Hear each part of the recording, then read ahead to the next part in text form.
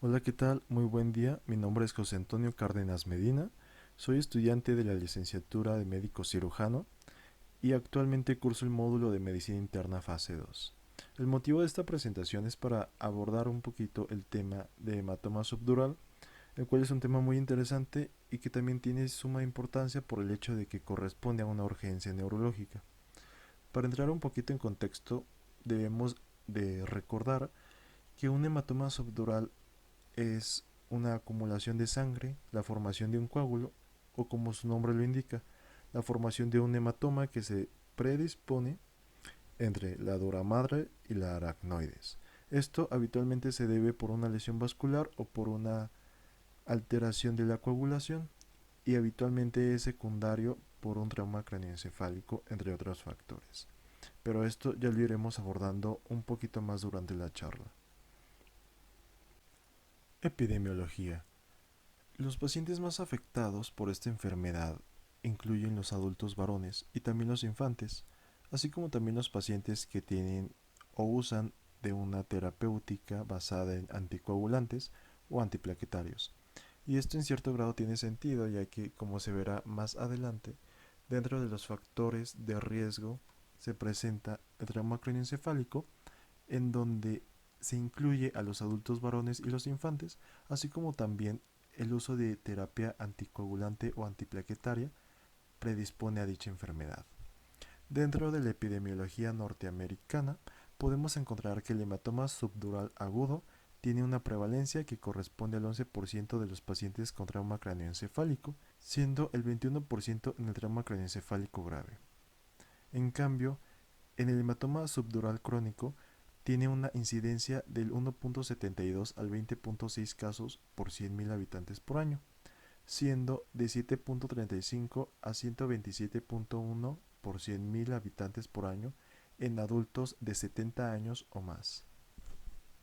Factores de riesgo.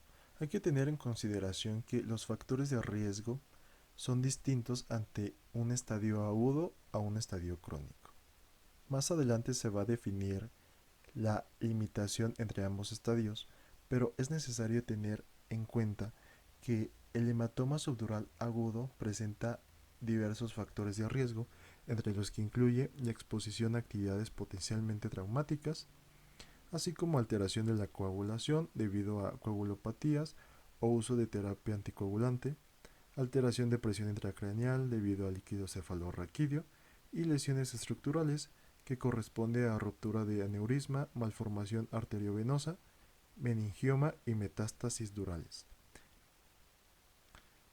Para el hematoma subdural crónico implica factores de atrofia cerebral, como pacientes con edad avanzada, tendencia a toxicomanías, en donde se debe principalmente por la ingesta de alcohol o de cocaína, lesión traumática previa. Así también se considera en dicho grupo la terapéutica por hemodiálisis, diátesis hemorrágica, así como también epilepsia. Hay que tener en consideración que esta enfermedad, que también se puede deber a un evento traumático, no necesariamente va a tener un transcurso de manera independiente, sino que también se puede correlacionar con otras enfermedades que implican otros cuadros hemorrágicos intracraneales o fracturas de la bóveda craneal. Retomando la fisiopatología, podemos definir que el hematoma subdural es una entidad patológica que se caracteriza por el desarrollo de un hematoma entre la dura madre y la aracnoides, debido a una lesión vascular que puede ser producida por un evento traumático, rompimiento de aneurisma, hipotensión intracraneal, entre otros eventos lesivos vasculares intracraneales. O también se puede deber de manera secundaria a una alteración de la coagulación, debiéndose a alguna coagulopatía o a la medicación por antiagregantes plaquetarios o anticoagulantes. El cuadro se presenta de manera principal o de manera más frecuente por una lesión vascular, lo que corresponde a un 70 a un 80% de esta entidad patológica, y el resto, un 20 a un 30%, por lesión en vasos arteriales, en donde produce una hemorragia entre ambas meninges, y esta habitualmente se suele detener por la hipertensión intracraneal secundaria o por la propia presión del coágulo. Posteriormente empieza un proceso de generación de colágeno dural y dispersión de los fibroblastos a lo largo de la dura madre para constituir una membrana gruesa y después de esta una membrana delgada con la finalidad de delimitar el coágulo en un periodo aproximadamente de 2 semanas. Conforme transcurre el hematoma subdural a la cronicidad, el coágulo puede licuarse y producir un higroma, el cual puede expandirse consecuentemente a la continuación del sangrado. Clasificación. Como se ha estado comentando durante toda la plática, esta entidad patológica, el hematoma subdural, se suele clasificar de manera principal en dos estadios. El estadio agudo, que es menos de 21 días, y el estadio crónico, mayor o igual a 21 días. Es decir, el parteaguas son las 3 semanas. Así también hay cierta literatura en donde considera un tercer estadio, el estadio subagudo, el cual va de 4 a 21 días, desplazando al cuadro agudo a menos de 4 días. Dependiendo de la literatura que se use, se va a establecer una distinta clasificación. Y cuando se utilice solamente el estadio agudo y el estadio crónico, damos por hecho que el estadio agudo agrupa al estadio subagudo. Cuadro clínico. Hay que tener en consideración que el cuadro clínico del hematoma subdural corresponde a un amplio espectro de manifestaciones que en gran medida son dependientes de la gravedad de la lesión, la cual puede comprender desde la pérdida de la conciencia o cefalea hasta un estado comatoso. El cuadro clínico lo podemos dividir en dos grandes grupos, aquel que corresponde al hematoma subdural agudo y aquel que corresponde al hematoma subdural subagudo compartido con el crónico. Uno de los datos característicos que presenta el hematoma subdural agudo, que ocurre en la lesión posterior, implica datos hipertensivos intracraneales como cefalea, vómito, parálisis de nervios craneales, rigidez de nuca, ataxia, anisocoria y disfagia. Ante un hematoma subdural subagudo o crónico, se suele presentar datos típicos de alteración de la conciencia, como deterioro cognitivo, apatía, somnolencia, aturdimiento, que puede acompañarse con cefalea. Se puede presentar convulsiones y pueden ser evidentes los datos de focalización de la lesión. Exploración física. Depende en gran medida del agente causal y de la gravedad. Para fines prácticos de la presentación, dividimos los datos de exploración física en aquellos que corresponden a un trauma craneoencefálico y en aquellos datos no propios de un trauma craneoencefálico. Aquellos que corresponden a un trauma craneoencefálico se puede apreciar lesiones dermatológicas como abrasiones, laceraciones o hematomas. Dependiendo de la gravedad se puede apreciar crepitación craneal. Se puede acompañar de datos de trauma facial, oral, ocular o incluso cervical, así como también otorrea, rinorrea, equimosis periorbitaria y postauricular y alteración pupilar en donde se aprecia midriasis y anisocoria. En cambio, los datos no propios de trauma craneoencefálico u otras etiologías se puede determinar parálisis de nervios craneales, rigidez de nuca, ataxia, anisocoria o datos de alteración de la conciencia, como somnolencia, deterioro cognitivo, apatía e incluso estado comatoso, en donde se determina con una escala de Glasgow menor o igual a 8 puntos o datos de focalización dependiente de la lesión. Diagnóstico. El diagnóstico se realiza mediante una correcta historia clínica, así como también mediante una exploración física adecuada, conformando con imágenes craneales. En la historia clínica debe de ir una orientación para determinar datos de lesión cerebral, en donde se considera la edad, antecedentes de trauma craneoencefálico y datos neurológicos presentes en el paciente, así como también una historia de medicación que incluye terapia anticoagulante o antiplaquetaria, así como también el uso de medicamentos que tienen o que tienden a asociarse con las caídas, como lo son los opioides, los sedantes, los antipsicóticos, antiepilépticos o incluso la polifarmacia.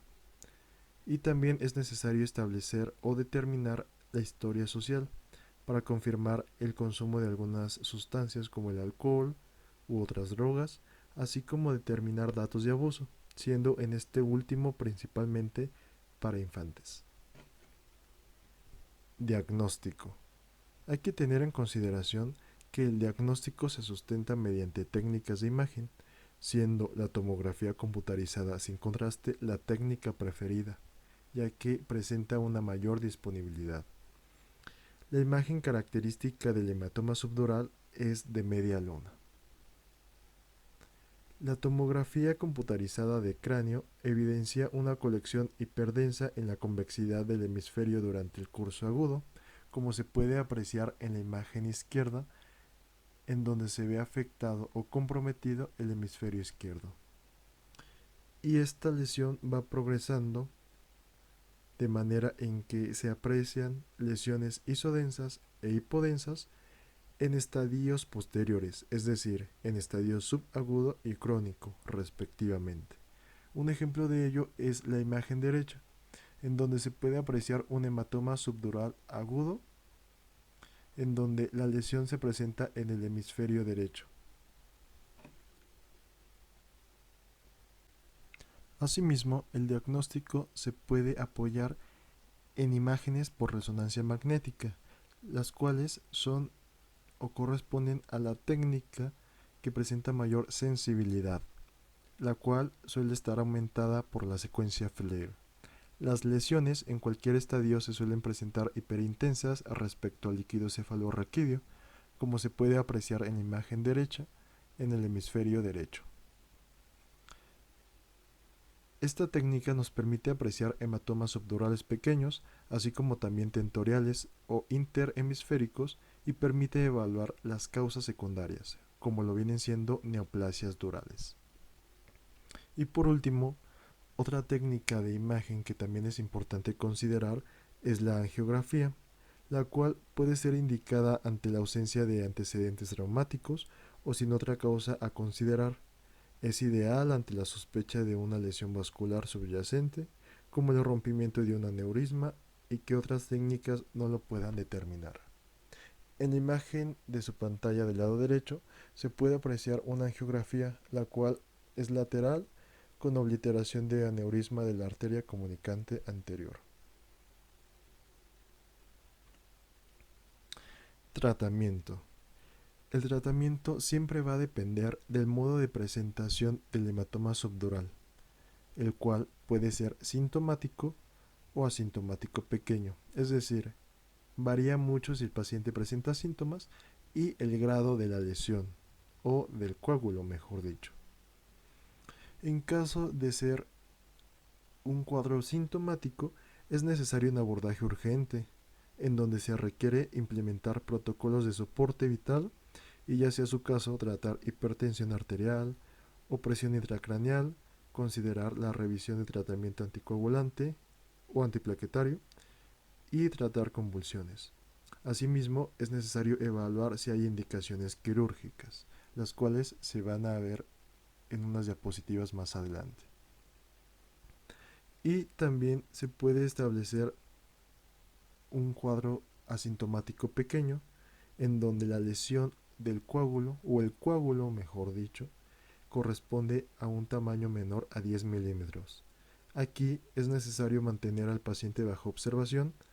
Es necesario controlar la presión de perfusión cerebral mayor a 60 milímetros de mercurio y la presión intracraneal menor a 22 milímetros de mercurio en adultos. Y es necesario considerar la reversión de tratamiento anticoagulante o antiplaquetario, ya sea su caso. Las indicaciones quirúrgicas. Según Brain Trauma Foundation, cualquiera de las siguientes son indicaciones quirúrgicas, en donde incluye el tamaño del coágulo mayor a 10 milímetros, desplazamiento de la línea media mayor a 5 milímetros, escala de Glasgow menor a 9 puntos más cualquiera de los siguientes 3 puntos, el cual puede ser una disminución de a partir 2 puntos de escala de coma de Glasgow entre el momento de la lesión e ingreso hospitalario, anisocoria o midriasis, o presión intracraneal mayor a 20 milímetros de mercurio. El objetivo de estas indicaciones quirúrgicas es evitar lesiones cerebrales irreversibles por efecto de masa, siendo el objetivo principal. Por último, es necesario tocar algunos puntos clave para concluir el hematoma subdural. El hematoma subdural es una entidad de urgencia neurológica. He aquí su importancia. Asimismo, se caracteriza por ser una lesión vascular y puede ser secundaria a una alteración de la coagulación o a un trauma, en donde también interviene una gran cantidad de factores de riesgo que la predisponen. Incluso tiene un amplio espectro de manifestaciones que puede ser desde una cefalea hasta un cuadro comatoso, como se apreció en la presentación.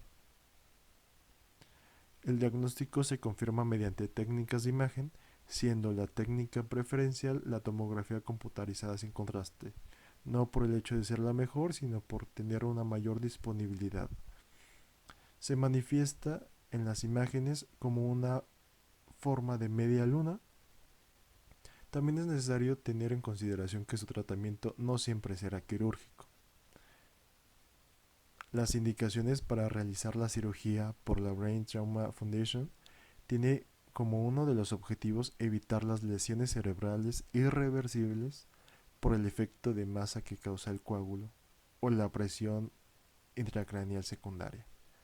Así como también es necesario darle seguimiento al paciente para evitar una cronicidad en dado caso de que se haya presentado un evento agudo.